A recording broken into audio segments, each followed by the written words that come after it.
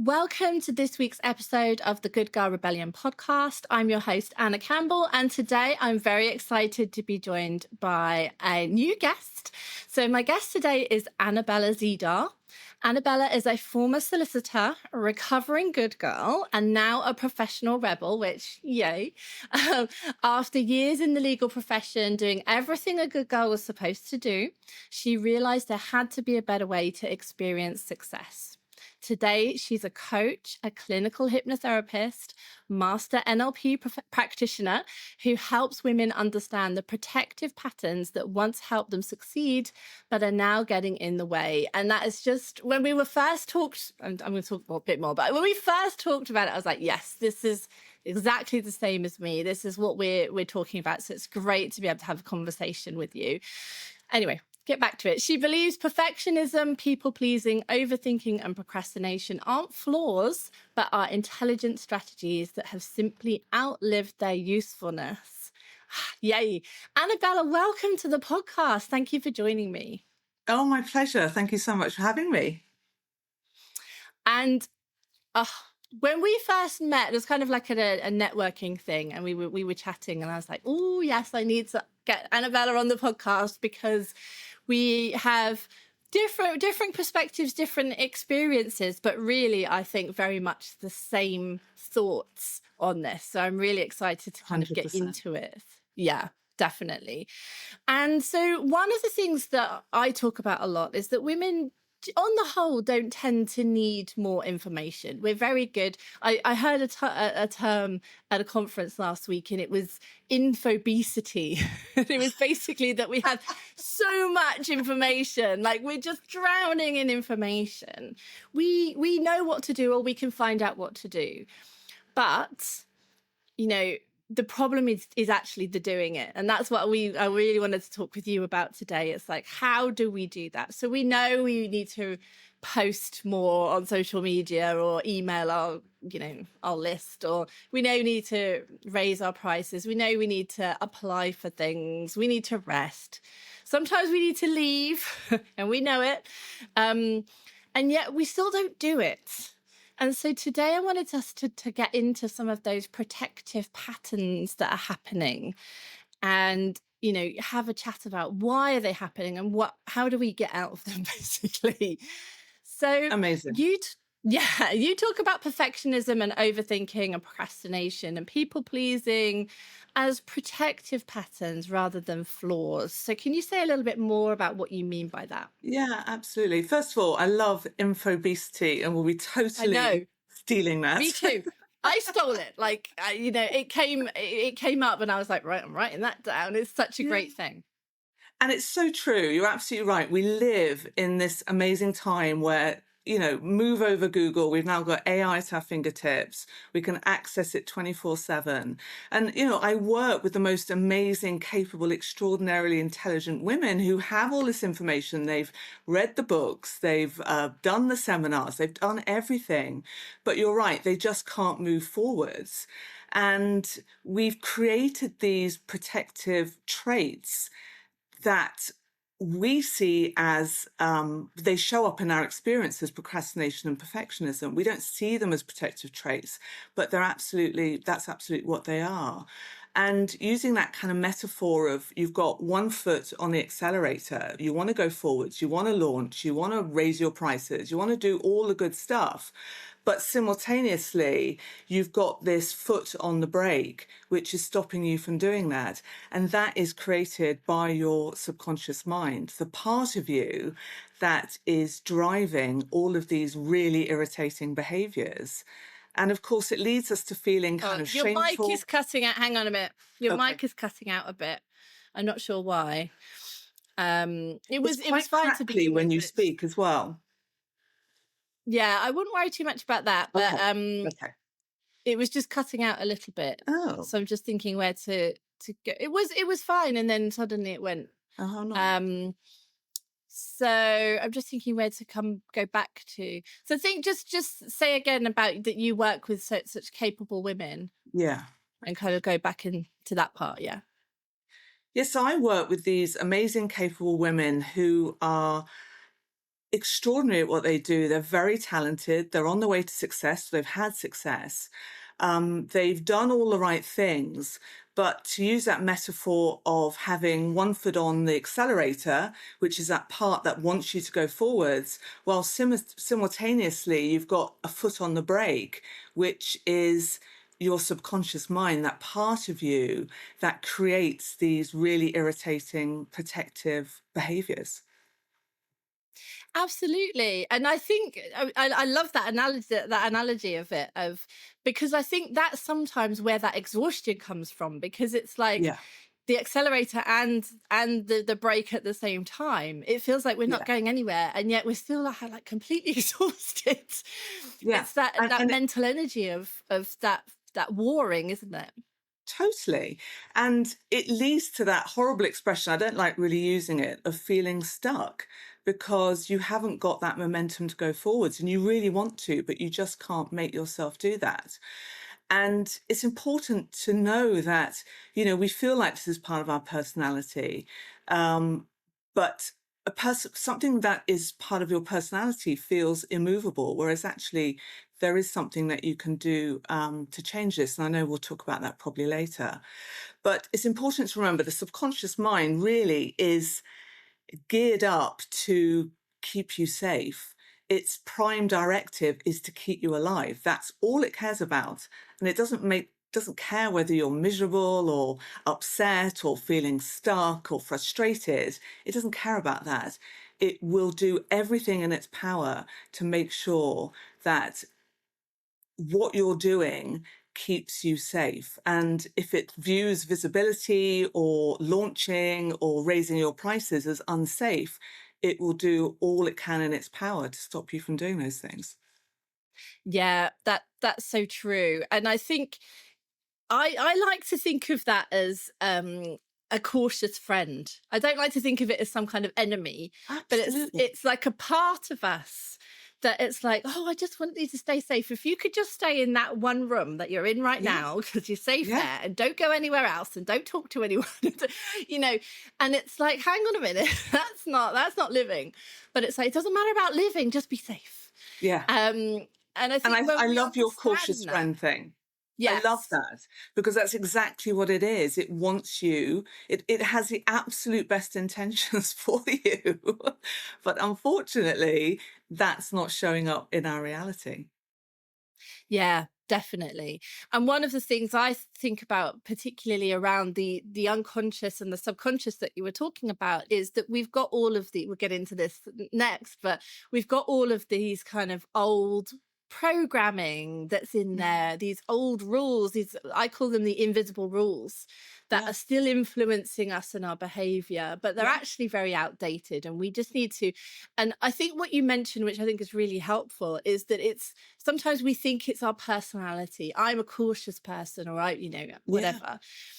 But actually, it's not. It's just Totally. as soon as we notice it, as soon as we recognize it for what it is, we get to choose something different, and Totally. that's exciting. And I think anytime we have to be really cautious about using any I am labels. And you do see that a lot. And I have to kind of stop myself from, I have to just kind of move on when I see in comments, I'm a perfectionist. I'm an overthinker because it's that I am is really important. It's an affirmation essentially. And, we know affirmations can be fairly powerful. So if we start saying, I am this or I am that, and labeling ourselves, it becomes part of our identity because your mind's like, oh, that's really important. She's using I am before it. And your mind likes familiar, it likes to keep you where you are. So if it's like, oh, she's an overthinker, okay, so we're going to do lots to keep her overthinking in her comfort zone and staying exactly where she is rather than moving forwards. Yeah, yeah, definitely. And obviously, on this podcast, we're talking a lot about the good girl conditioning. Do you Yes. think that the good girls are particularly vulnerable to developing these protective strategies? Yeah, absolutely. As I said to you, I am the rebellious good girl. Although I'll be honest, sometimes I still go back to my ways. Yeah. But definitely, it's part of our conditioning that as children, we learned that. If we're kind, if we're good, if we're responsible, if we're hardworking, if we help our parents or whoever's looking after us, if we're the good sibling, then we will get that love and sense of belonging that we so desperately want in life. And belonging is always important in life. Again, our mind wants us to belong. It goes back to when we were part of the tribe. So if the unconscious mind sees any threat, if we change our ways to any threat to that behavior, then it will stop us from taking the action again. So yeah, I think when we link um, our behaviors to our old conditioning and our unconscious mind sees that as a threat, it will stop us from changing. So that's when we continue with the perfectionism. We want to get things right. We want to make sure everybody's happy. We do the people pleasing. We're thinking through everything because we want to make sure that everyone's happy. So yeah, we're really, really prone to it as good girls. Definitely. I completely agree with that. And also, very the story for myself as well. So I think that's so true. Um, I've done an episode actually about striving, and it was Mm. it was a really good one. But I just thought I'd ask you the question: what do you think is the difference between like healthy striving and moving forwards, and proving? Yeah, yeah. I listened to that episode actually, and it was absolutely great. It was with Angie, wasn't it? I think. Yeah, that's right. Yeah, Yeah, yeah, yeah. I love Angie. yeah. So yeah, so striving, I think, is something that we're doing for ourselves. It feels like it's something that is good for us and it's in accordance perhaps with our values and our goals. And, we're moving purposefully towards the outcome that we want. So on the whole, I would say it feels fairly positive, much more positive than proving. So, proving is when we're looking for that external validation. So, we're doing stuff in our business because we want people to perhaps recognize us. We're overgiving in our business because we want people to like us.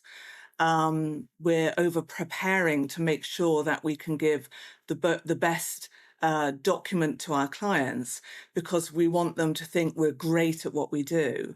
And so it's that external validation we're looking for. And something I always um, talk with my clients about is that you don't need that external validation. You only need it to come from inside of you. The only person that needs to approve of what you're doing is yourself. And when you know that you're good enough just as you are without doing anything, then everything changes actually in your life. I just really believe your relationships are better, your work is better, your health is better. Once you let go of that proving energy and just believe that you're absolutely good enough. And let's face it, proving is absolutely exhausting and can lead to things like, on the spectrum, the worst can obviously be something like, burnout. So yeah, that's how I would see it. It's seeking that validation which you just don't need because you're absolutely good enough just as you are. I think that's such a great thing to say. I feel like particularly the good girl personality, it comes from that looking externally Yeah, for that validation, doesn't it? yeah, It's looking for it. And we get it through so many different ways, like at school of turning up on time, giving in our yeah, homework, getting good marks, and then at work it's turning up, doing the work, you yeah, know, and proving. And of course, when we've got our own business, we need to do a good job, but it's I think I like the way you've put it. It's around like, do we feel like we have done it? yeah, Have we yeah. done what we need to do? And I completely agree that proving can be so exhausting. Yeah. And I just feel and I absolutely believe that, we were born enough, we've got all these amazing resources within us, we've got confidence and strength and resilience and self-trust. And actually it's tapping into that and coming back to ourselves. And as I say, just appreciating just how bloody amazing you are. You really don't need anyone else to tell you that. But it, as you say, it comes with the good girl conditioning. It does, doesn't it? I think that's such an important point. Um, yeah, just to no, I'm sorry. I'm just really processing what you just said. I really like that. It's so interesting. Um, you've already touched on this, but I think it's worth mentioning more about it. Is whether we mislabel kind of protection as personality. So you said about that. I'm an Mm, overthinker. I am mm, a mm. perfectionist. I am. Do you think that that's true? That we're mislabeling that? Totally. For me, these are definitely protective measures. And they come back to when we were, mostly when we're children, up to the age of 7. So, depending on what was happening in our lives, we created these protective measures for ourselves. Something I do in one of my modalities is we talk to the unconscious mind and we work out what the role, function, purpose, and intention of that behavior is. Because every behavior has a positive intention. So as we talked about, it's always trying to do something good for us. And by mislabeling ourselves, we're creating, often a sense of shame, like we've failed in some way, that it's part of our personality, it's not movable. Whereas actually, we can let go of these things, and it's returning to the parts that we were born with and letting go of these unhelpful parts. Yeah, yeah, that's so important. But I think what can come in to this, which I'm hearing you're obviously not bringing in, but I think what can come in is then not that judgment of ourselves, that shame, that Totally. blame, that kind of then gets in the way and it muddies the waters even more. It's Yeah. like, And look, it's so we just toxic. Shame, particularly, is so toxic.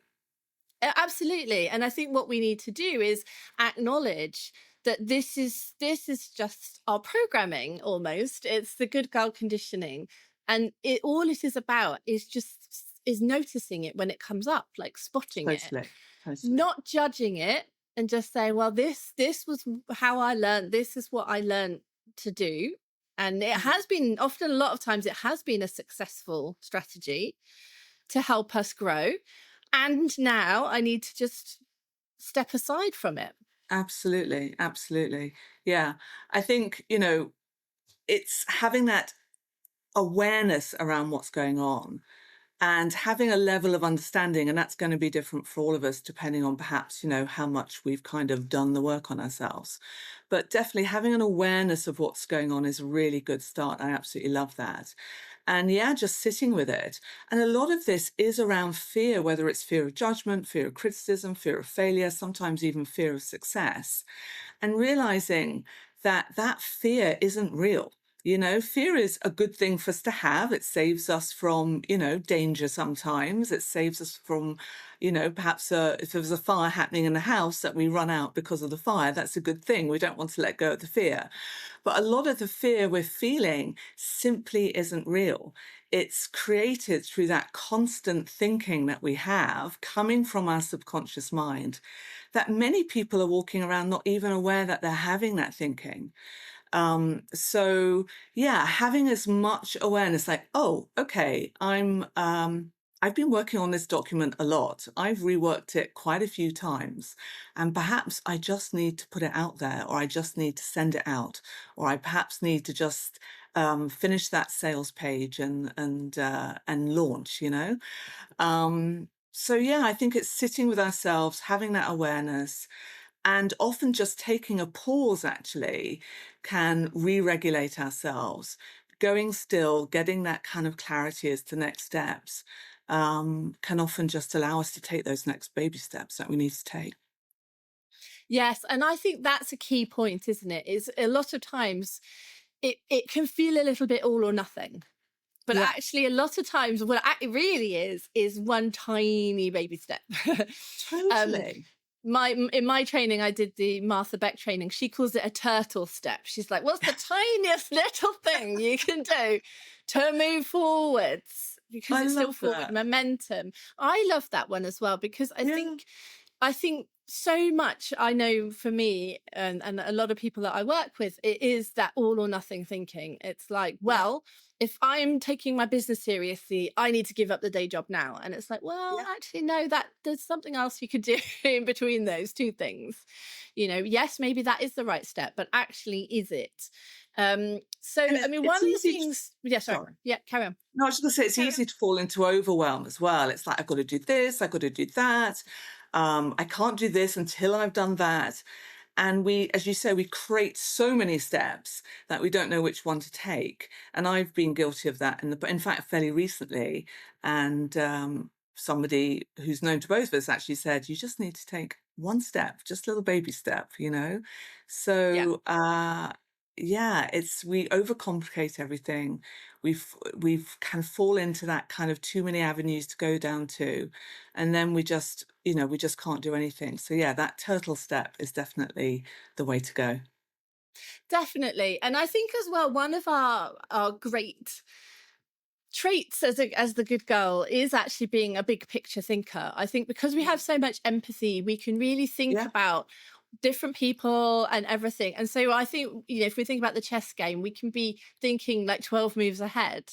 And that's why the overwhelm comes in, I think, because a lot of yeah, times it's like, yes, okay, you can see all of that. And what is the next right thing to do? Like, yeah, that's it. That's yeah, it. And I know I get myself caught up in that. So it's a really great yeah, reminder of that as well. yeah, totally. So one of the things when we were kind of working out what we wanted to talk about, because I know, you have such expertise that you could talk about loads of different things, but we were messaging about that just knowing what to do isn't the same as doing it. Yeah, Like, and I think it's so interesting as a lot of times people, I talk a lot about the self-employment pay gap, and as soon as I mention it, a lot of times people kind of shut down. They're like, oh, I know I don't charge enough, but then they don't feel like they can take the step to make the change that they mm. need to make. So what do you think does actually help us make the changes we know we need to make? In terms of in our business or in terms of our self-development? I think anything. Like, how do we change? How do we, How do we when we change? know something needs to change, but we when we haven't done it? I think, turtle steps are part of it. So, taking a little bit of action reassures your subconscious mind and your nervous system that, oh, actually, you can do something, and you're still going to you're still going to survive. It's proof to it that that little turtle step, actually nothing happened and you're still okay. But as I said before, it's really kind of creating a stillness within us to allow actually those inner resources to come up, which won't come up if we're stuck in our minds. So it's really going from, I mean, we get very stuck in our heads. And I was a person. I remember a coach saying, "You're very in your head." And it was very early on in my days of personal development. I didn't even know what she meant. I didn't even know what she meant. But what she meant, in case anyone else doesn't understand, it's kind of like I'm very stuck in my thinking. I'm stuck in my thinking. I'm trying to work everything out. I'm trying to analyze everything.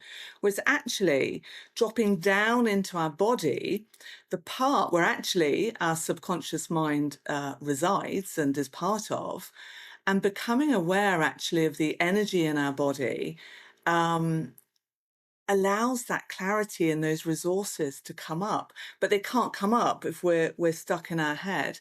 So I would say to anyone who is aware of certain patterns that are going on, one, have that awareness. Two, just sit with a little bit. Where do you think this is coming from? Where might this have come from? The pattern originally from in your childhood or your teen years. Sometimes it can happen later if we've experienced, workplace bullying or something not very nice happening to us at work. But generally it is way before that I find the root cause. And then just sitting with yourself, giving yourself some grace, giving yourself a little bit of self-compassion. And, self-compassion isn't letting yourself off the hook. It's simply giving yourself grace as to what's going on and where this came from. And saying to yourself, okay, what's one thing that I can do today in my business that is going to move the needle forwards in the direction of what I want? Yeah. Yeah, I've been writing so many notes. um, I remember when I first heard the quote that is, "Don't believe everything you think." Yeah. And I was like, "Whoa," because Yeah. this is many years ago. But I think we have to sometimes question those things that are coming up in our minds and those stories that we're telling ourselves and all of that. And I think, that's what you're talking about here. And I Absolutely. Those think as well we thoughts. can, yeah. I was just going to say, those thoughts are like, as I say, many people aren't even aware of the thoughts that are coming up for them, all the time. And some are very aware of them. But it's those thoughts that are creating those feelings of absolutely instantaneously. That thought creates that feeling of fear or panic or overwhelm or frustration or irritation or whatever it is. All those feelings are coming from your thoughts. And I was listening to something very recently, and anybody can try this because I've actually tried it myself, and it's so clever. Is to actually close your eyes, obviously if it's safe to do so, and just drop from your head down into your body and say to yourself, "I wonder what my next thought will be." And as you become aware of the sensations in your body, that thought probably won't come for a while because you're so present in yourself that the thoughts, we only get those thoughts actually when we're not present, is what I'm trying to say. But when we can become Yeah. present in ourselves as to what's going on within us, then those thoughts will simply dissipate and go. So, yeah, be more present. Mm. I love that. And I think as well, what can sometimes happen is that we're waiting to feel more confident. And then we do things to do that. I mean, I know again, you've done a lot of education and things like that in terms of learning and stuff like that, as you will have needed to for your with your background, as have I. And I didn't realize, but I was kind of collecting certifications. Just collecting them because it was a way of waiting to feel ready. And I think Totally. a lot of times we end up being stuck waiting for confidence when actually what we need to be developing is our self-trust. It's like Yeah. we always find we every single day we found the way through, and we need to trust that we'll do it again. Yeah. And I think that's much more important than self-confidence. And coaches and therapists are the worst for collecting modalities. I mean, I love a modality. I love a new modality and learning it. I am a lifelong learner. I'm sure you are too. It's like, I am. I love learning. So I will always, be wanting to learn something new. But it's when we get stuck in that pattern of, I can only do this if I've got that certification. And we get stuck in that this before that thinking. Whereas actually, you don't have to have that. Obviously, you've got to be pretty good at what you do and know what you're doing. Um, but having that confidence, as you say, to take those steps forwards. And people talk about finding confidence or gaining confidence. I see it as regaining confidence. You were born confident, you only have to look at a little 2-year-old who's dancing and singing in front of the camera or has, spaghetti sauce all over their mouth. And they're dancing and singing and they're having their photo taken. They couldn't care less and they're very confident. And it's only when that social conditioning comes on us around the age of 7 when we become aware, first of all, around judgment that we then take on those protective measures that we've been talking about. It's like art, you see kids who are really confident and can, love drawing pictures, and they come up to you proudly to show their stick figure.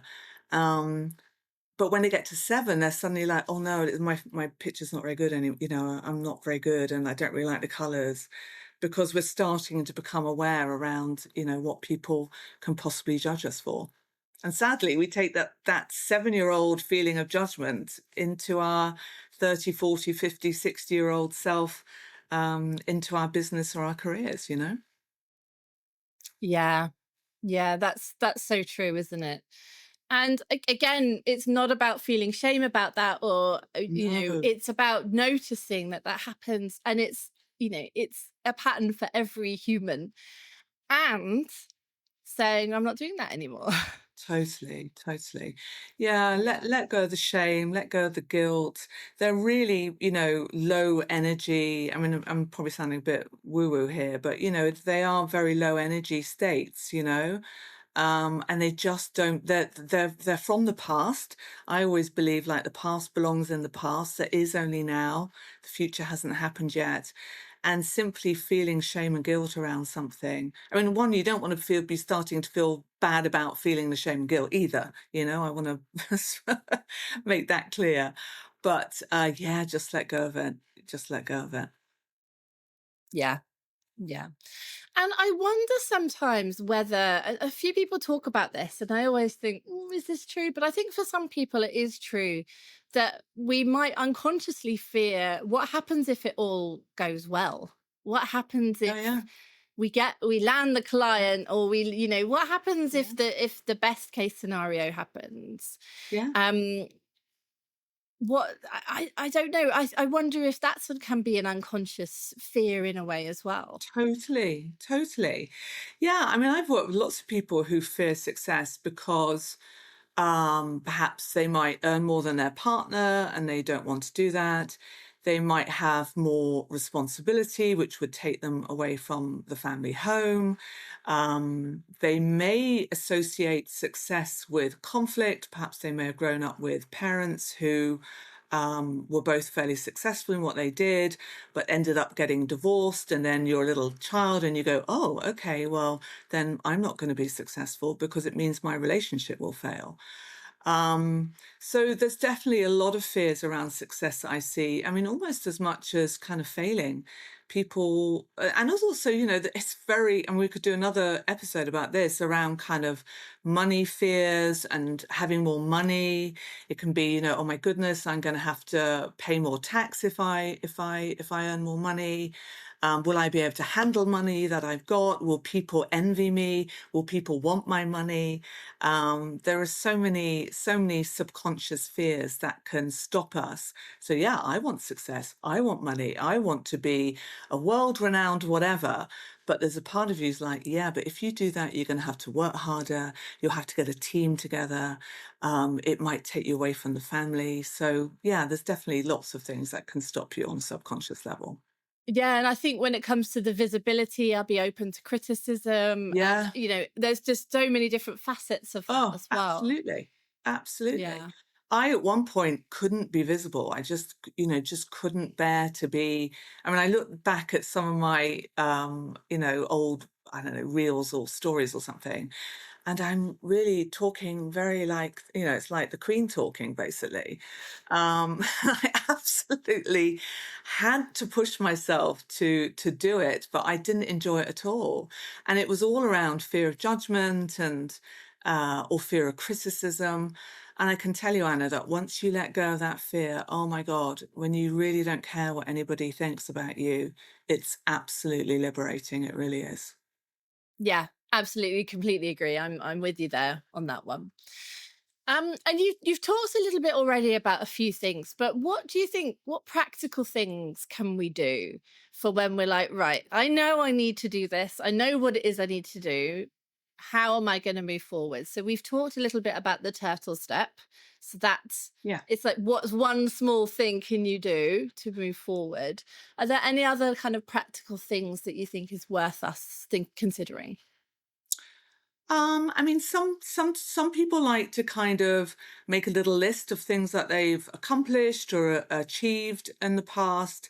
And I think that can work. I think you have to be a little bit careful about, again, you're looking at kind of validation outside of yourself for that, because, you could be like, oh, I'm only good because I've done these things. But sometimes I used to, when I was a lawyer, I worked with a partner who This was back in the days where you had those, those kind of cardboard folders that you put kind of files and things inside. And he had a file in those days. It was letters. I mean, there weren't even emails in that point, of letters from clients who have said that he'd done well or whatever. So as I say, you have to be a little bit careful about that. But I think, a reminder of kind of how far you've come. Perhaps that's a better framing of it, that you've survived everything that's gone through. I think one thing that's really very easy, it doesn't cost anything, and it's available to us every day, is doing a little bit of breath work to settle down your nervous system, actually. So that's a practical step before, if you're doing any public speaking, if that's not something you like, or do a podcast interview, or if you've got to do a Facebook Live, or a Instagram Live, or whatever, is kind of just settling your nervous system down beforehand by doing a little bit of box breathing. Just, four breaths in, hold it at the top, 4 breaths out, hold it at the bottom, and repeat several times. I think that's a great practical step. But yeah, I think it's to be honest, action over inaction is the way to go. Yeah. It is, isn't it? And I think I like that. I've got a notebook right just in front of me, which is my everything works out for me notebook. Yeah. And I like it because I think so. I write down like little things, even just tiny things, it doesn't have Yeah. to be anything big. But I think because our brain is so focused on the negative, and being grateful, and and remembering the things that are good that are Yeah. happening, and noticing those things, Totally. it just helps you look at the world a little bit differently. So I do like that as a suggestion. I think it's a good one Yeah, for something people I to do before I take. sleep every night is write down 3 successes from the day. And it can be anything. And, there are days when perhaps it might be harder than other days. But it's just, as you say, it's priming your mind to look for what, the old reticular activating system in us, which, has to notice the things that are important for us, because we've got obviously so much data coming into our senses all the time that our mind can't take everything on. But by priming your reticular activating system, RAS, with successes, means your mind's like, oh, that's important to her. Yeah, she I don't know, got a sale today, or she got a new client, or somebody said, oh my God, the session I had with you was absolutely incredible today, or whatever it is. Um, we're priming our mind. So I think that's a fantastic thing that you're doing by noting down what's working for you. For me, visualization is very powerful. And this is, again, not in a kind of any manifesting way, but just we can give our mind an idea as to a compelling future by just closing our eyes, seeing what we want to happen, and just kind of making it bright and beautiful. And we only have to do that for a minute or two. And again, it's priming your mind for that kind of, yeah, this is going to work for you. Hmm. Love it. Love all of that. Okay, so my last question is, what becomes possible when women stop waiting to feel safe and start trusting themselves to handle what comes next? Everything. Honestly, in one word, absolutely everything. I think self-trust is such an important thing, and it took me a long time actually to really understand that. But at the risk of repeating myself, we've got everything within us. We have all the resources within us that we absolutely need, whether that's strength, resilience, connection, love, self-trust, confidence, enoughness. It's all within us. And when we can really tap into that and just trust that decision we made and let it go, know that we are supported, that everything's working out for us, that we have everything we need, and we never have to look outside ourselves for anything in terms of those resources. Everything changes, everything gets better in our lives. Mm. Oh, I love that so I much. mean, that might not Well, be the thank answer that you were looking for, but that's honestly No, what I it think. is. I completely agree with you. I absolutely agree with you. And yeah, thank you so much for joining me today on this, Oh, you're Annabella. welcome. I really feel like it's been such a brilliant conversation. I think people are going to get a lot out of I've it. absolutely loved How it. do people? I will share your links and things in the show notes. But how do people find you? How do people follow you? See what's going on? Yeah, so my name, Annabella Zeiddar, is pretty much my handle, for a better want of word, for everywhere. So on LinkedIn, I'm on Instagram, Facebook, and my website is annabellazeiddar.com. You can sign up for my newsletter and you'll get a little dose of calm and clarity in your inbox every week. Oh, I love that. Thank you. And thank you so much for listening to this episode of the Good Girl Rebellion podcast. Remember, it is time.